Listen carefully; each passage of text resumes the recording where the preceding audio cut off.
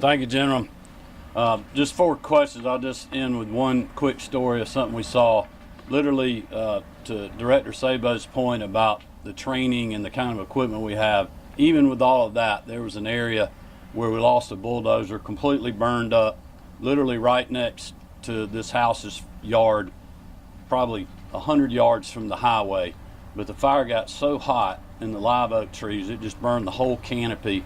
And this individual was trying to protect that home, and the fire just surrounded him. Thankfully, he got out of there safe. But that's the kind of conditions that we're dealing with, and it's kind of conditions that these communities and these families that have lost their home are dealing with too. So I would just continue to ask all Georgians to keep them in their prayers. Also, all those that are on the line and anybody that's working the fire, just that they stay safe. As far as we know right now, we have had no loss of life. Thank the good Lord for that.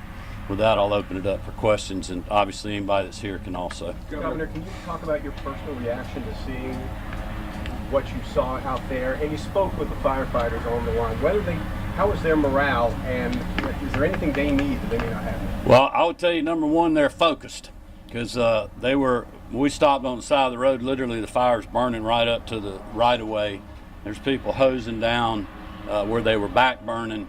And I just got out of the truck. Marty and I were shaking their hands and thanking them. And one guy shook his hand. He didn't even look up and kept going. He didn't even know who I was. And a minute later, he came back and goes, "I'm sorry about that, sir." But that's how focused they are out there. They are focused on getting this fire put out.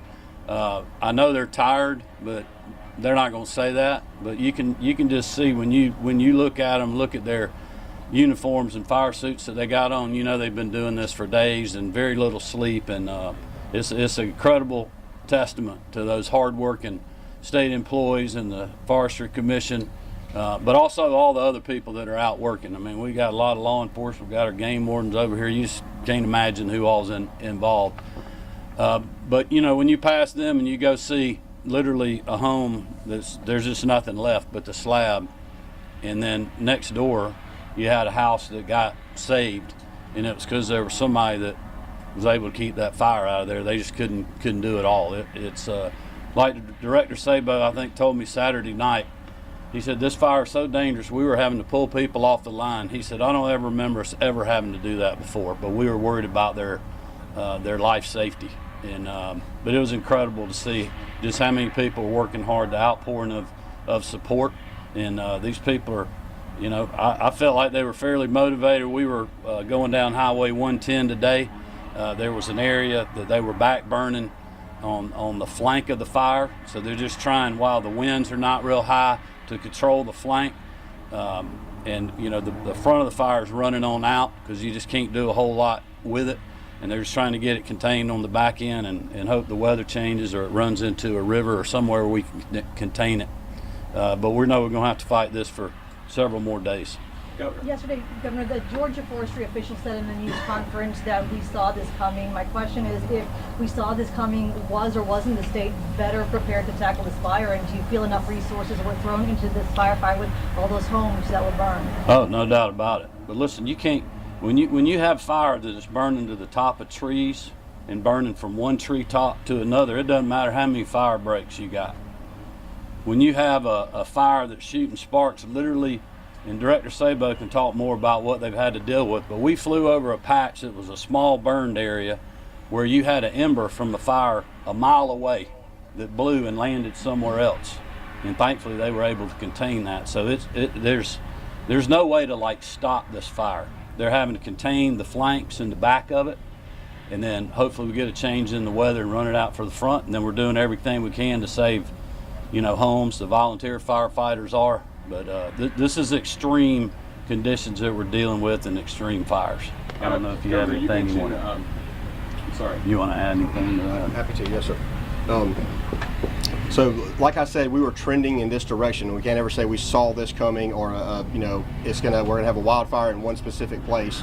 But even pre-positioning resources around the nation. So the large air tankers that you've seen dropping, we normally don't have these in the southeast. So working with our federal partners to make sure we have some in Chattanooga and in Lake City are 2 tanker bases that we use. So those were there, here, ready to go. You know, anything we can do to be pre-positioned, We have crews scattered all out. Our average response time statewide is 26 minutes from the time we get a notification to we're on the fire. That's nights, weekends, and holidays. And so we take this very serious, but at the end of the day, we have an extreme drought and we have extreme fire weather conditions. On a normal day without drought, that we would be having severe wildfires. So you combine those two, and there's only so much you can do in the front of it. So thank you. Governor, could you talk about the FEMA declaration, and will this become a full disaster? How does that relate to the victims and any assistance they might get from the federal? Yeah, I'll let Director Lamb speak. So, a couple of things. One, we're still in the middle of this event, so it's a little too early to decide whether it's going to make a major deck or not. We're going to get through the other side of it, be able to do some damage assessment, take all that into consideration, and see where that sum comes out. We were approved for an FMAG, which means we are going to get some reimbursement for firefighting measures. That's something that's unique to the firefighting world, but that's going to just help with those firefighting measures. The major declaration is going to be something that we'll have to work through and get there eventually, but we're not there yet. I would just add to that, that's also one of the things that Commissioner King's doing.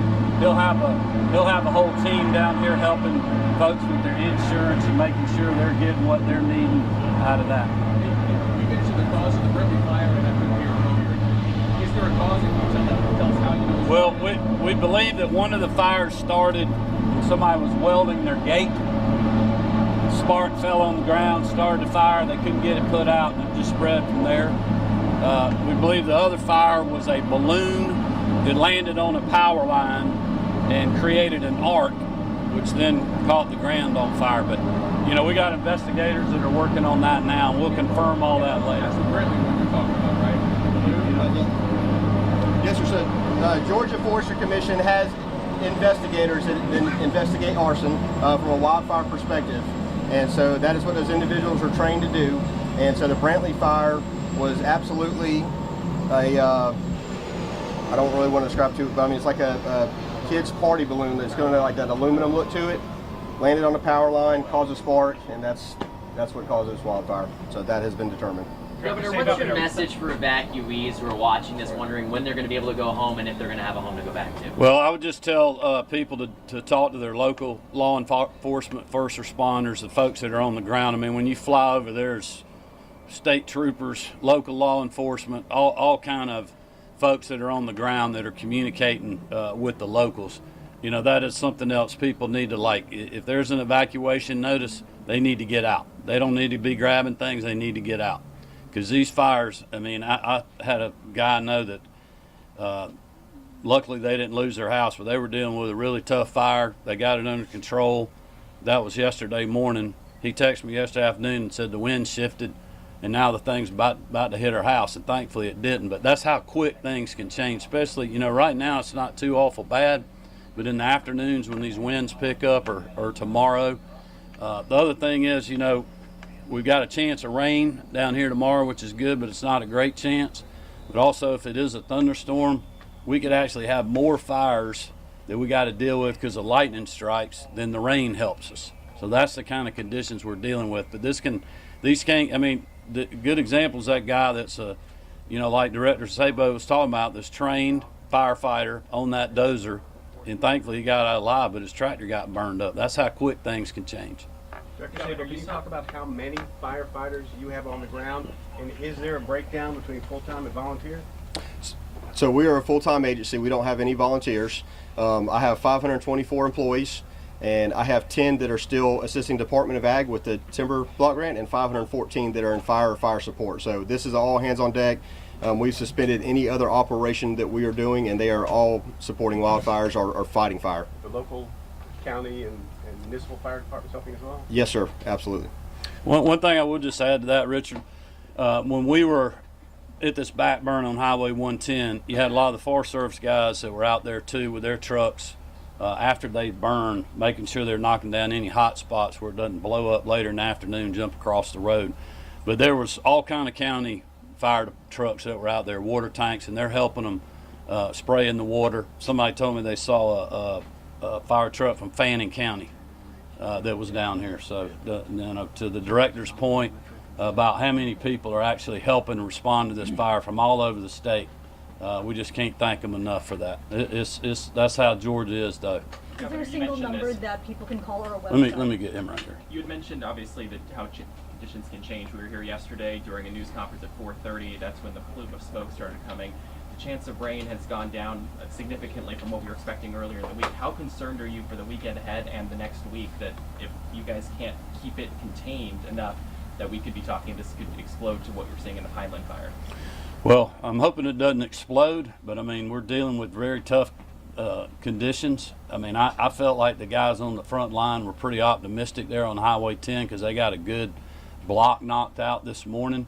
But there's still an awful lot to do, and I'll let the director talk about the weather this weekend, kind of where we are on the Pineland fire versus 82. And we have actually moved resources. You might want to talk a little about that too. So we did shift resources from the Pineland fire over to this fire, just with the fire activity that we're seeing currently on the Highway 82 fire. But we were extremely concerned through the weekend. It's calling for 20% chance for rain, but strong gusty winds. Something that we measure is called dispersion. That's about a lift. So when everybody sees the column starting to build and get a lot of convection, that's supposed to be really high this weekend. And one thing that I cannot stress enough is even if we receive an inch of rain, these fires aren't even close to out. One thing that we're seeing on every fire that we have, especially the Pineland fire, is all of our swamps are dry, and that soil in the swamp is what we call peat or duff, depending on where you are, and it's 90% organic material, and it will burn for months and months and months. So it is going to take inches, 8 to 10 inches before we can walk away from these fires. So we have a very long way to go. Wildfire forecast is for us to be less than average rainfall until July. So we're going to be here for a while. Is there a single number people can call if they need help or a website we can direct them to? I think go to G. What was that? Is there a single number that people can call if they need help or a website, a central website we can send folks to? The best place to go to is to go to our website at gema.georgia.gov or to the forestry website at georgiatrees.org. Either way, they'll get the information they need. Yeah, and if it's an emergency, they just need to call 911. Yeah. There are a lot of residents without insurance. Is there anything that could be done on the state or federal level? I mean, we talk to people who have zero insurance. Yeah, well, we'll deal with all of that, through any disaster relief that we may have that GEMA will handle. Our first priority is making sure we get this fire put out, but I would just send those people to the Commissioner King's office at the Department of Insurance or to GEMA, and we can steer them in the right direction. Richard's going to close us out, all right? Madam First Lady, I'd like to ask about your shirt. Yes. And prayers. Well, it was given to me back at one of the hurricanes in his first administration by an employee at GEMA. And so I take pride in it to be able to come out here. And if I can't say anything, I just remind people that we need to be praying for these families and keep these firefighters that are on the front lines and everybody that's trying to do this to continue to pray for everyone. Thank you. Appreciate it. Good way to end it.